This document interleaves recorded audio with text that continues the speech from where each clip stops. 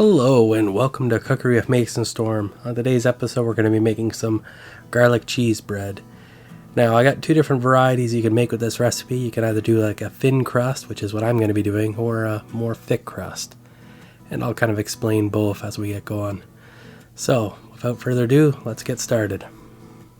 We will be using 2 1/4 tablespoons of olive oil, 2 1/4 teaspoons of yeast, 2 teaspoons of salt, 1 teaspoon of sugar, 1 1/4 cup of warm water, and 3 cups of hard flour. I'm using instant yeast, so I don't have to do this step, but mix your yeast with your water, see if it comes alive. And now that we're done with our yeast, we'll get our big bowl out and our nice wooden spoon, and then we're going to add our flour to the bowl. And like I said in the beginning, I'm just going to use hard flour. If you don't have hard flour, all-purpose works fine. Just tastes a little bit different in the end. And then we'll add our salt and our sugar, and then add in our oil. Perfect. And once we have that in, the only thing we're missing is our water and yeast combination, so we'll add that now. And now that we have all the ingredients in the bowl, we're just going to mix it up as best we can with the wooden spoon. Once it starts being a little bit too stubborn, sticking to the spoon a little bit too much, it's time to start kneading it on the countertop. So just kind of clean off the countertop and then throw down the dough and knead away. Now this is the type of dough that you kind of just knead it till it kind of holds itself together, and that's usually fine. So I'm just going to knead it for probably about 5 minutes or so till it absorbs all that extra flour that I put down on the counter that I didn't necessarily need to begin with, but it is what it is. And once we're done kneading our dough, we're going to get ourselves a nice clean bowl, add a little bit of oil to it, kind of give the oil a little bit of a slosh around so it covers the bowl, and then we'll stick the dough in it and rotate it around a few times to make sure it's all covered in oil. Cover it with a cloth, and I'm going to throw it into the oven with the light bulb on to kind of heat it up a little bit. Keep it nice and warm. We're going to let it rise for about an hour. Half an hour later, before it's done rising, we're going to work on making our garlic mixture and prepping the cheese for our garlic bread. So I just got the square box grater out, and I'm just going to start grating away some of this mozzarella. You might want to use other cheeses as well. Having a little bit of Parmesan in the mix can really take it to the next level. But I just went with the straight mozzarella, and I'm just going to grate a bunch of it, a little bit more than I think I need, and then I can put some in a bag and use it for something else down the road. I'd prefer to do that than to have to grate more, so I'll just let that grate away a little bit. And now I'm going to start working on the actual garlic butter. So I got my mortar and pestle here, and I got my garlic. And for whatever reason, I thought you could just stick garlic in a mortar and pestle and just kind of have at it, but it doesn't really quite work that way. So it works better to actually cut up the garlic into smaller pieces and then put it in the mortar and pestle. That way you can work it over quite a bit easier. So that's exactly what I did. First I tried cutting them into smaller pieces into it, and that didn't seem to quite do it enough. So then I ended up dumping out all the garlic and then cutting it on a cutting board to make it a lot smaller. And then I was able to kind of get it to work kind of the way I thought it was going to work from the beginning. So lesson learned, cut your garlic before you try to pound it into dust. And now that we're sufficiently done pounding our garlic, it's time to add our butter to the mix. Now I think I cut off a slab of about 1/3 cup of butter, which seemed to be about the right amount. The right amount for what I made anyway. And the thing I really noticed about using the mortar and the pestle with the garlic is it really brings out the juices in the garlic, which really worked well for making this style of garlic bread. And the garlic butter I made with it turned out pretty good as well.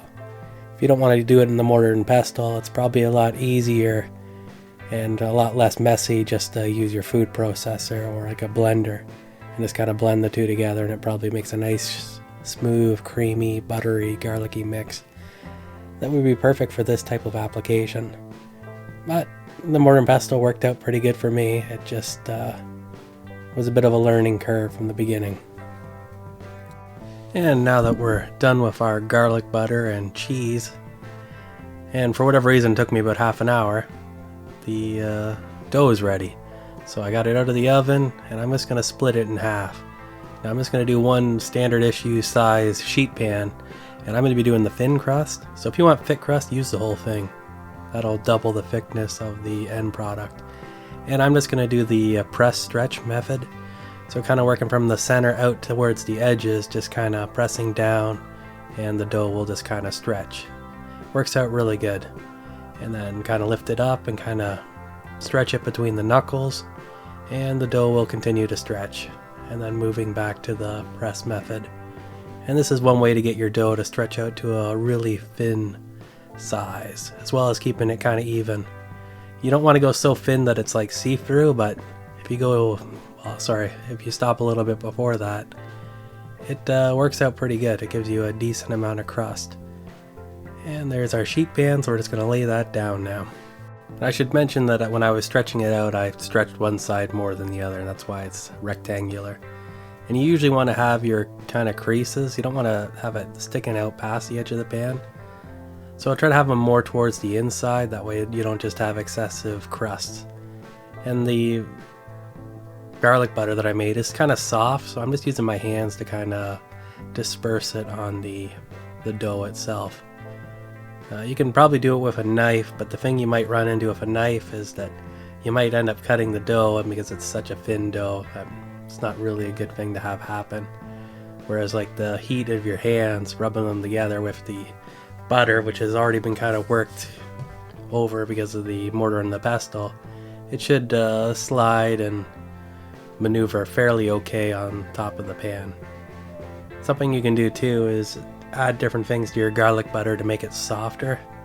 I think you can add a little bit of oil to the garlic butter, then it spreads a lot easier, and then you don't end up tearing it if you were to spread it out with a knife. Or you can kind of melt it and then kind of pour it on and kind of brush it. So there's a lot of different ways you can do it. And once you're satisfied with the coverings, then you add your cheese. Now the one thing about doing the cheese, you don't really want to overdo it. So just kind of sprinkle it out, give a nice generous coating, but not an excessively generous coating. And make sure you get it all the way to the edges. Because when this thing heats up and it starts cooking, it's all going to kind of flow towards the center of the pan. So it's important to have a lot near the edges. So now we're going to cook it at 450 degrees in the oven.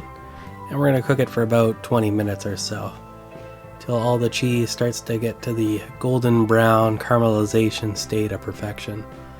And then we're going to drag it out of the oven and see that it's not sticking to the pan. I'm using a stone pan here. They're really good at not sticking to things. So if you're using a steel pan, you probably want to have some parchment paper down or some oil, that way it doesn't stick like crazy. And then we're just going to cut it up and serve and enjoy. It's best to eat it while it's hot and the cheese is still stringy. Either way, this is the way that I like to make my garlic bread. And I'm interested to see how you guys make yours, so let me know in the comments below how you make your garlic bread. And if you're new to the channel, feel free to like and subscribe. I make videos all the time about different culinary experiments. And until next time, stay awesome.